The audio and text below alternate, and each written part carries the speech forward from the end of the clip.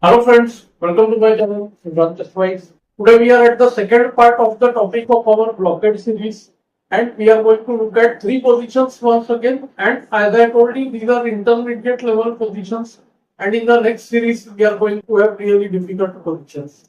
So first let us understand the way master thinks. I told you the three aspects which we are going to focus on: calculation of variations, seeing the assort ratio, and of course finding moves, and if we don't get the moves, try to grasp the idea.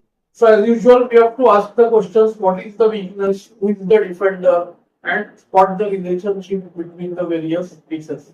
So if you look at this position, see there are already straight away we can see four attackers, nine, move, queen, and this bishop also when it will count time on h3. See white's last move has been knight f6. If black simply takes on f6, then no big deal. Material is equal. This knight wants to jump to g4, right?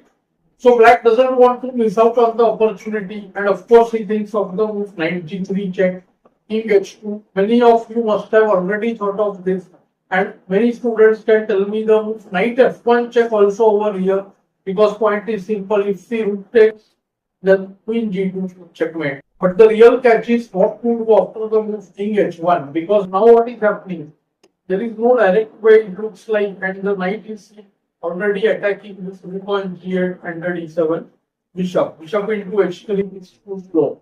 It will just allow me to take with the knight, right? So what happens here is black thinks of the move queen g3. The move queen g3 very dangerous one. Of course, the mate on h2 can be avoided. Firstly, again, rook f1 allows g2 mate, and white has to play the move knight g4, whichever knight, but he would prefer the f2 knight because this knight is still an attacker. But here, black had seen the move queen h2 check. See, this is the most important part of blockade. We force the enemy piece to occupy the square. Now see, here it is surrounding the king, and the knight gives check, creating a smothered mate. So three parts of blockade are there. This was about smothered mate, previous one was about blockade of square, and the third will be stalemate. Let's go to the next position now. This is the second position at hand, bit tricky I would say. Again, these positions are not too difficult. See, very few candidate moves for black. Both rooks are really very active. They are operating along the rank.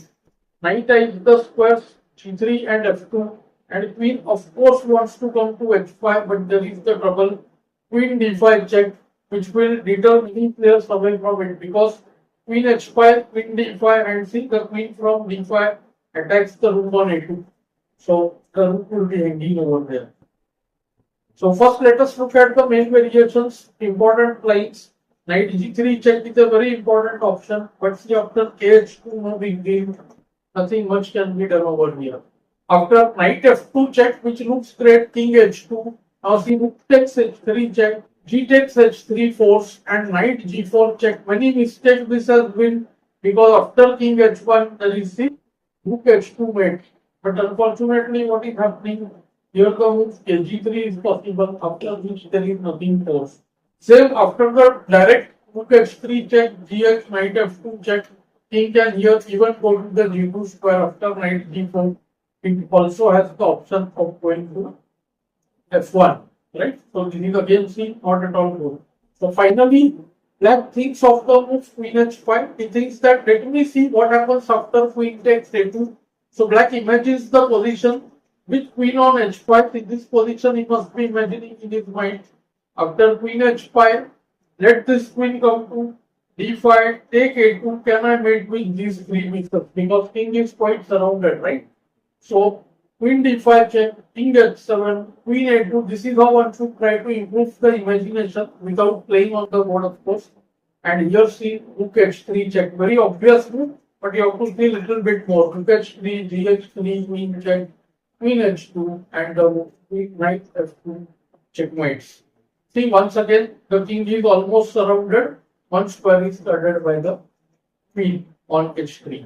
So again, semi-smothered mate. Let's go to the third position. So this is our third position, somewhat tricky. Same way we will see white has three attackers outright, queen, knight, and the rook.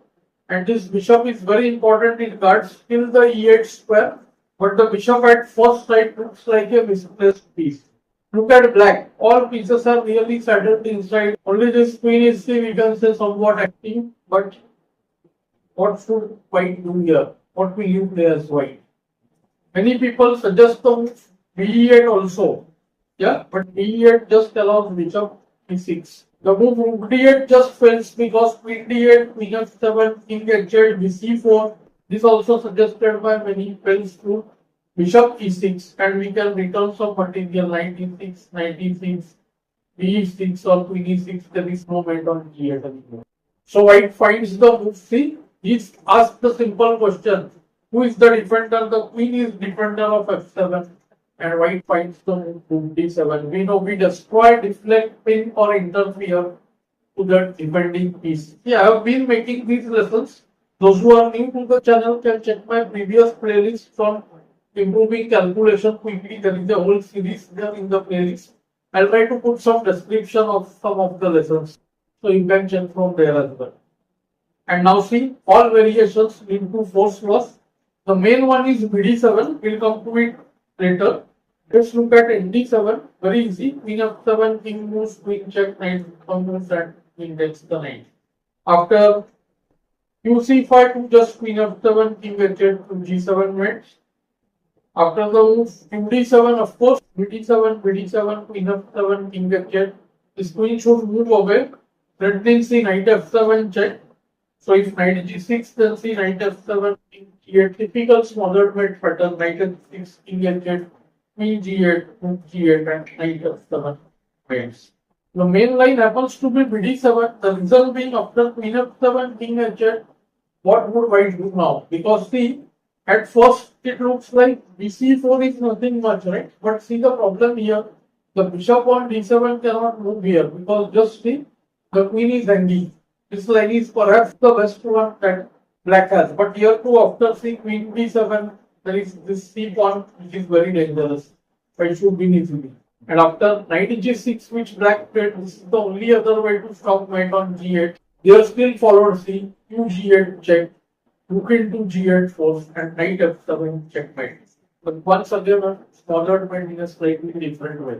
See, all these lessons are intended to develop pattern recognition. This is how masters can think very quickly. They understand the pattern, grasp them very quickly. Of course, calculation of variation is necessary along with it, and that is our whole purpose. Plus, we are trying to identify the theme here, which is blockade. So, I hope you have learned something new from this lesson. Definitely let me know in the comments below. Thanks for your attention.